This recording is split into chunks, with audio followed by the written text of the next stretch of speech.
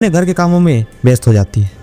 रेखा अपना सारा घर का काम खत्म कर कर बालकनी में अखबार पढ़ने के लिए बैठी और सामने वाले घर से एक औरत उसे घूरे ही जा रही थी। रेखा को उसका घूरना अच्छा नहीं लगा और वो अपने कमरे में चली गई। उसे सोचा थोड़ी देर लेट लेती हूँ और उसकी आंख लग गई और अचानक से उसे ऐसा महसूस हुआ कि उसके सामने कोई खड़ा है। वो अचानक से उठी और इधर उधर देखने लगी। वो बहुत डर गई थी। वो बालकनी में जाकर फिर से बैठ गई और उसे फिर से उसी औरत ने घूरना स्टार्ट किया। रेखा फिर से अंदर चली गई और रेखा को समझ नहीं आ रहा था कि उसके साथ क्या हो रहा है। उसे सोचा रात को मैं इसके बारे में राकेश से बात करूंगी और वो राकेश का इंतजार करने लगती है। राकेश रात में घर आते हैं। रेखा ने उसे सभी बातें बताई जो उसके साथ हुआ था।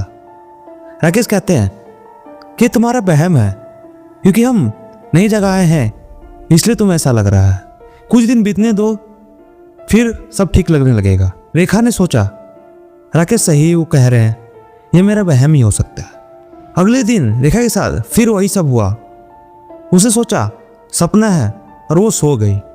अगली रात उसकी फिर 3 बजे नींद खुलती है। उसने देखा कि उसके सिर के पास खुली बालों में एक औरत बैठी हुई है और उसके दरवाजे के पास 2 बच्चियां खेल रही थी।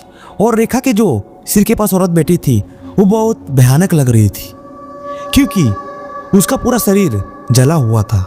रेखा डर रही थी और राकेश को आवाज लगा रही थी, परंतु उसकी आवाज नहीं निकल पा रही थी।